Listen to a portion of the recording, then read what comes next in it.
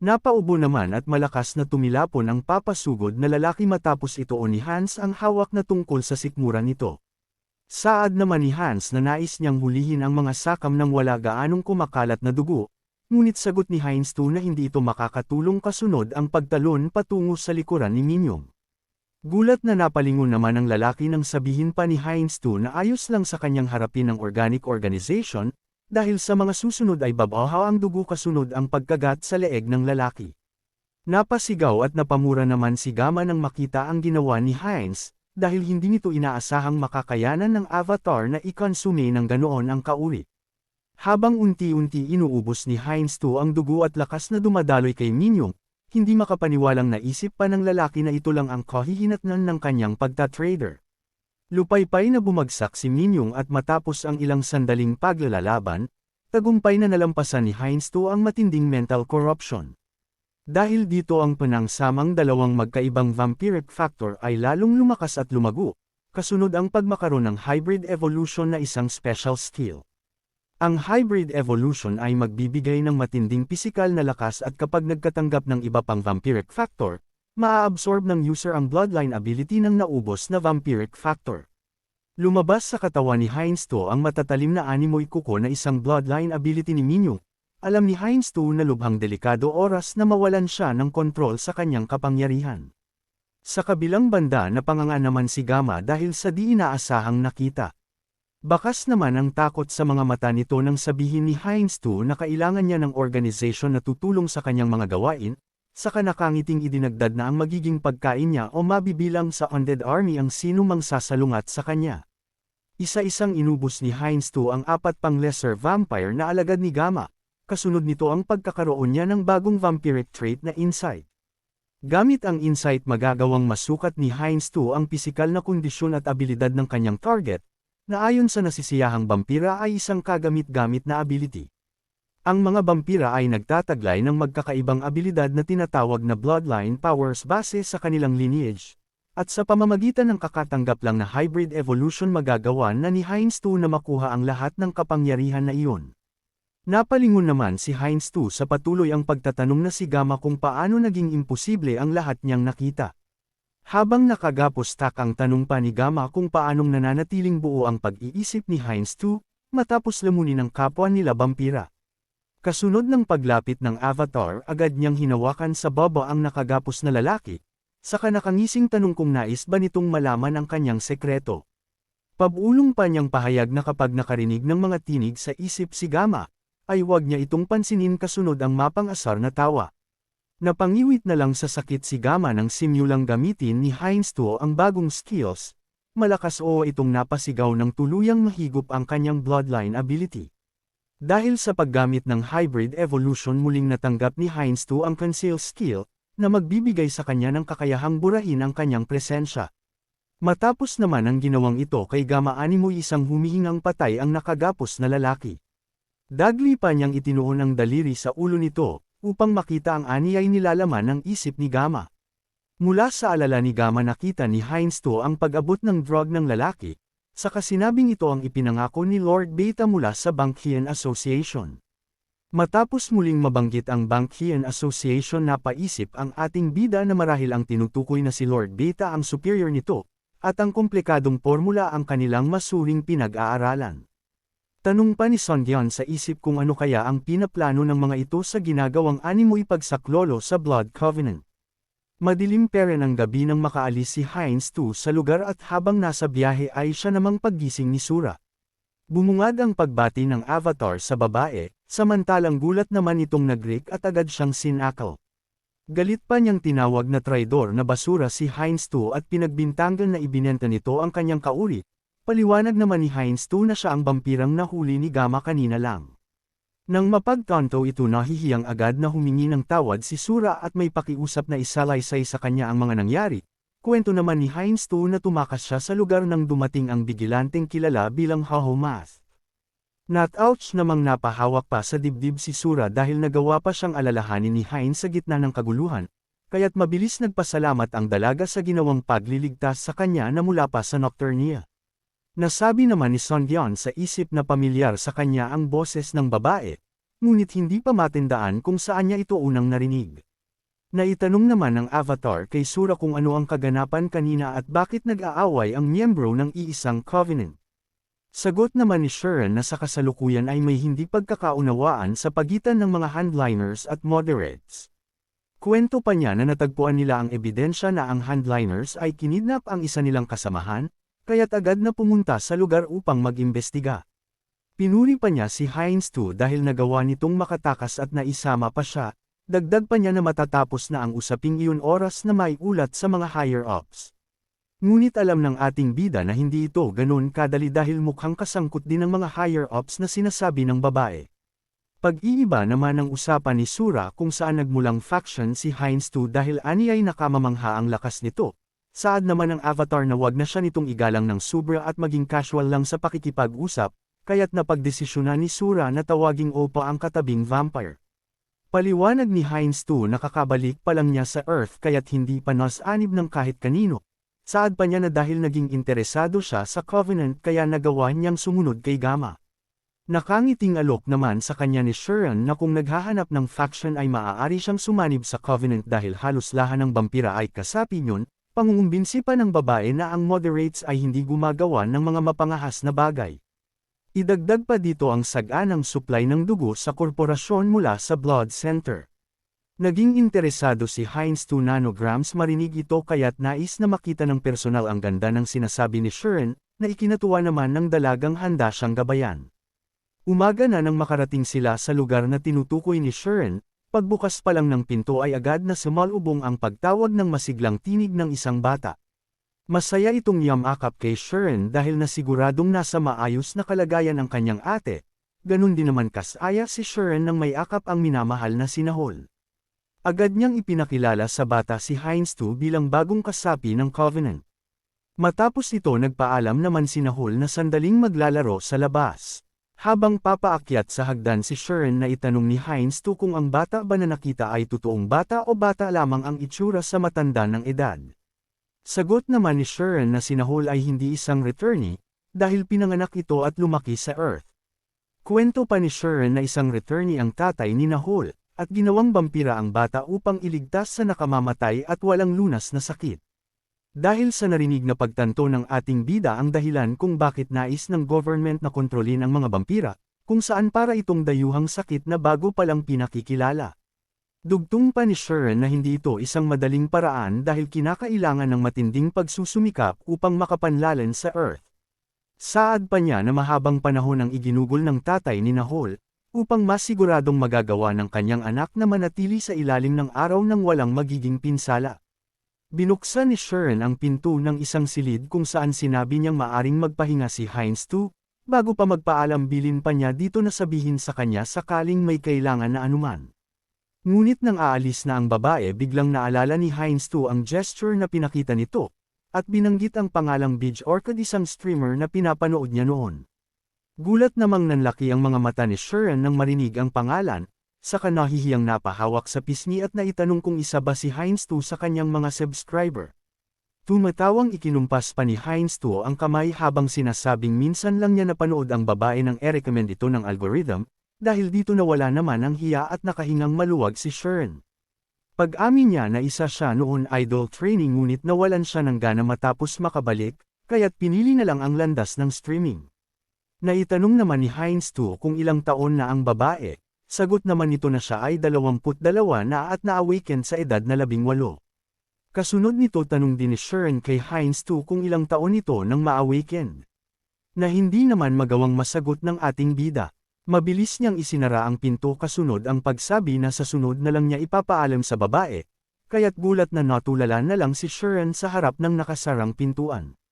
Nag-aalalang tanong pa niya sa sarili kung may nasabi ba siyang masama, habang sa kabilang banda nakahinga naman ng maluwag si Heinz 2 matapos makatakas sa tanong, dahil napag-alaman niyang mas matanda sa kanya ang babaeng tumatawag sa kanyang ng Oppa. Nakagat pa niya ang daliri saka nasabi sa isip na para na niyang ate si Shuren. Gayunpaman dahil isa itong streamer na sisigurado ng ating bida ang kasikatan ni Shuren, kaya't napagdesisyonang tingnan ito online. Nang makita ang post ni Shuren bago pumunta sa lugar na pinanggalingan nila, Nasabi pa ni Heinz 2 na kung hindi dahil sa kanya ito na marahil ang huling announcement na nagawa nito. Sumilay naman mula sa bintana ang mataas na sikat ng araw, ngunit ang talagang nagbangon kay Heinz 2 ay ang namakabinging boses ni Sharon na umalangaw-ngaw sa buong bahay. Napakapit pa sa ulo ang ating bida habang tanong sa isip kung ano ang napakaingay ng ganoon kaga. Nang maglakad pababa ng hagdan rinig niya ang boses ni Sharon, na halatang may pagkainis sa kausap sa kabilang linya. Agad na tanong ni Heinz 2 kung ano ang nangyari sa babaeng agad namang bumati sa kanya. Huminga ng malalim si Sura saka nagsimulang magkwento, at ayon sa kanya bumalik ang kanilang team sa lugar na pinanggalingan kahapon. Ngunit nadatnan nila itong natupok na ng apoy kaya't walang natagpuan na kahit anong ebidensya, dahil doon hindi nila magagawang akusahan ang mga handliners. Agad namang nabatid ni Heinz 2 na ginawa ito upang walang anumang maiwang bakas ni Hans, ngunit saad niya sa babae na nakakalungkot itong pangyayari. Humingi naman si Heinz 2 nanograms pabor kay Sharon kung maaari ba nitong markahan ang handliners base para sa kanya. Saka iniabot ang hawak na cellphone. Halata naman na ikinagulat ito ni Sharon at agad na itanong kung para saan ito. Kinapitan pa niya ang braso ni Heinz 2 sa kamay pag-aalalang itinanong, kung hindi ba sakto sa panlasa nito ang kanilang blood packs. Tumatawang pinakalma ni Heinz ang babae sa kasinabing dahil mapanganib ang mga ito kaya't nais malaman kung saan ang lugar na dapat iwasan.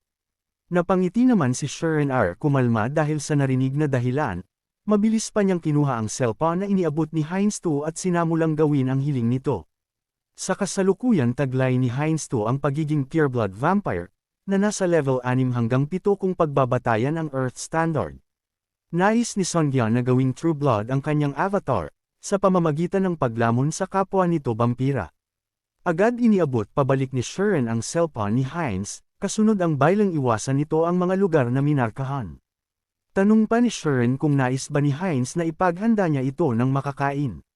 Sagot naman nito na huwag siyang alalahanin dahil marami siyang nakitang malapit na restaurant, habang nakangiting nakatingin sa mga namarkahang lokasyon.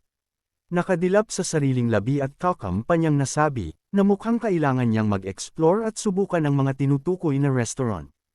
Makikitang sinade pa ni Heinz ang daliring puno ng dugo ng mga vampirang pinagpapatay niya, kaya't nasabing isang tagong yaman ang itinurong lokasyon ni Sharon.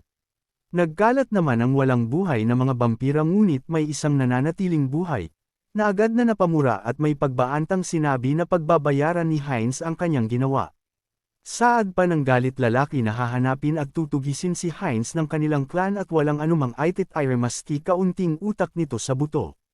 Mapang-asar namang ngumisi pa ang avatar saka nagpasalamat sa concealment ability na nakuha sa lalaki na aniyay masahol pa sa tanggang bulag. Gamit ang ability na ito saad pa no Heinz na magagawa na niyang burahin ang bakas ng lahat ng ebidensya. Nilapitan pa niya ang nakasalampak na lalaki sa kahinawakan at layuning makita mula sa isip nito, kung saan ang iba pa nitong mga kasamahan. Dahil sa pinaganang ability nalaman ni Heinz ang meeting na gaganapin ng mga Gamma member kinabukasan, kaya't nakangisi niyang nasabi na ito ay malaki at perpektong pagkakataon upang isahang malamon ang lahat ng naruroon. Binitawan niya ang lalaki saka nagdesisyong linisin ang lugar bago umalis, kasunod nito pinalabas niya ang blood bloom na animoy isang rosa sa ganda at sinimulang ikalat sa lugar. Ang blood bloom ay kinakalat ang dugo at lilikha ng nagliliyab na bulalak, hindi ito makikita liban kung hinanggad ng caster at susunugan namang nito ang magiging target.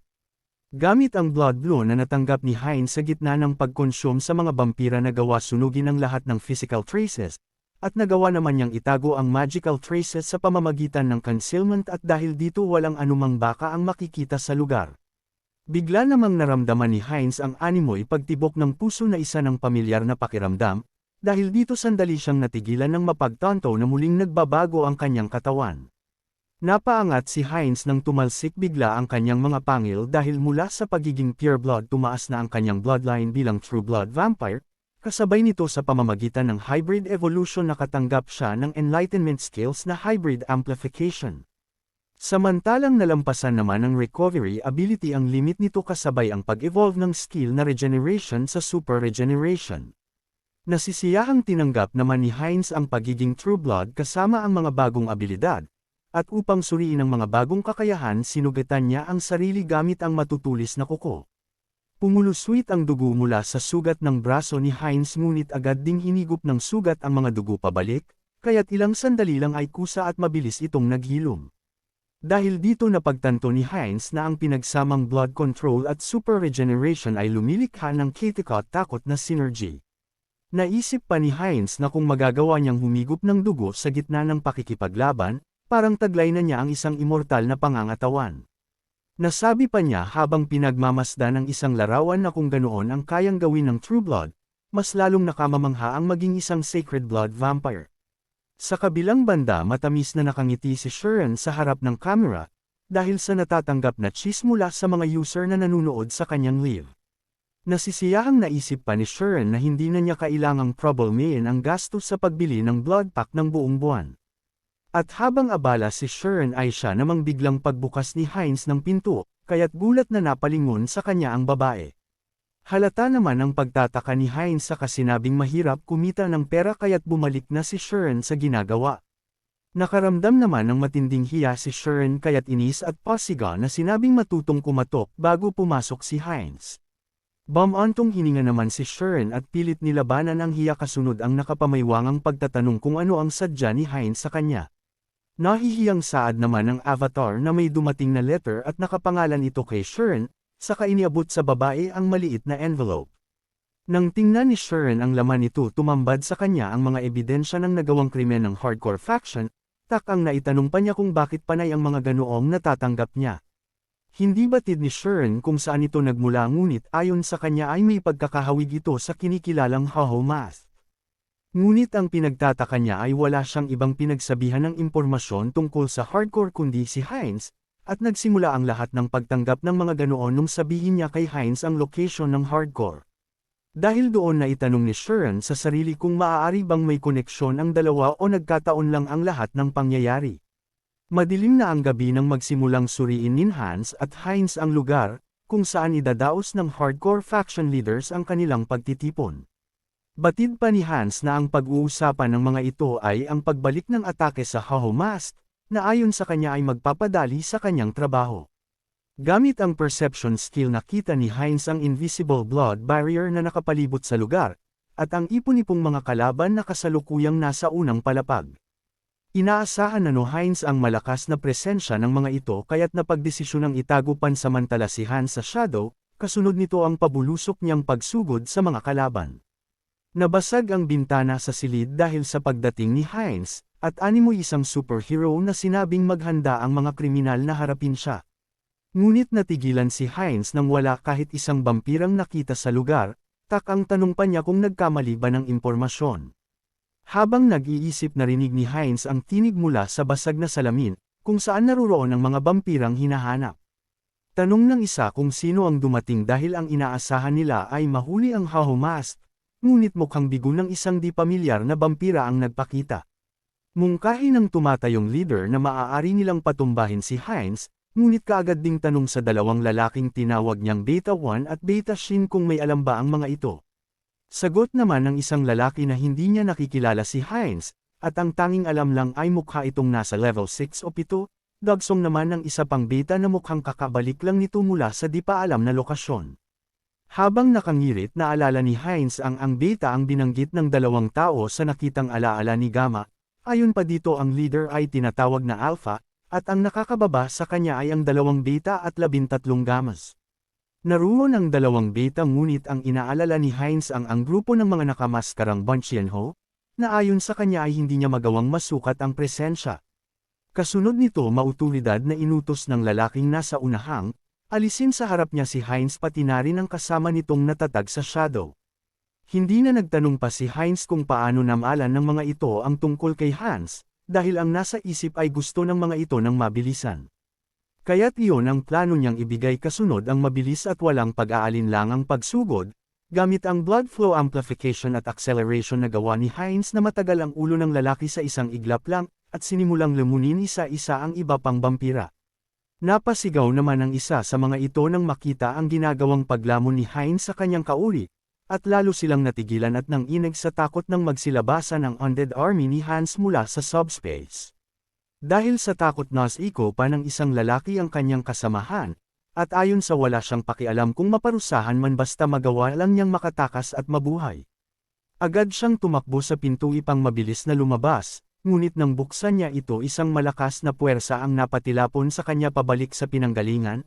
Mula sa harap ng pintuan tanong ni Hans sa lalaki kung inakala ba nito na siya talaga ang gumawa ng barrier, na kasalukuyang bumabalot sa buong lugar. Seryoso pang saad ni Hans na simula ngayon ay wala nang makakatakas, dahil ayon kay Heinz ito na ang kanilang oras ng pamamaalam.